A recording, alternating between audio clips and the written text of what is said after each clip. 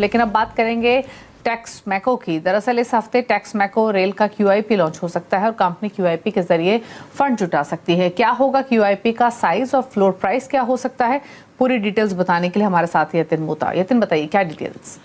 Good afternoon Deepali. देखिए, सबसे पहले अगर हम बात करें रेलवे सेक्टर की तो बहुत बढ़िया तरीके से यहाँ ऑर्डर बुक्स कंपनीज की बनती हुई दिखाई पड़ रही है और इसी को एग्जीक्यूट करने के लिए जो एक्सपेंशन प्लान की ज़रूरत है तो आपको दिखाई पड़ेगा कि टेक्समैको रेल इस पर्टिकुलर QIP के ज़रिए ये चीज़ें एड्रेस करने की सोच रहा है। जहाँ तक कि टेक्समैको रेल का सवाल है, लग रहा है कि कंपनी किसी भी वक्त अपना QIP लॉन्च कर सकती है। बोर्ड ने ऑलरेडी 500 करोड़ तक के QIP की मंजूरी दे दी है और हमारे सूत्रों की जानकारी के हिसाब से 300 से 400 करोड़ रुपए का QIP जो है वो संभव है किसी भी वक्त टेक्समैको रेल में।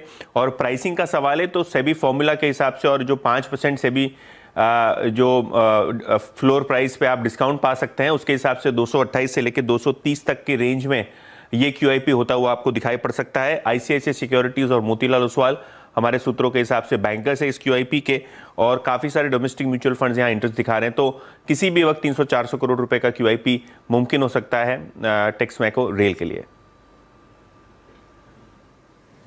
शुक्रिया यतिन आपका ये डिटेल्स बताने के लिए। फिलहाल 2% ऊपर स्टॉक कारोबार कर रहा है 148-149 के लेवल्स पर। कंपनी की ओर से रिस्पांस का इंतजार है, लेकिन ये डिटेल्स सोर्सेस के थ्रू हमारे हाथ लगी हैं। चलिए रुक रहे हैं इसके साथ एक ब्रेक के लिए। ब्रेक के उस पर KEC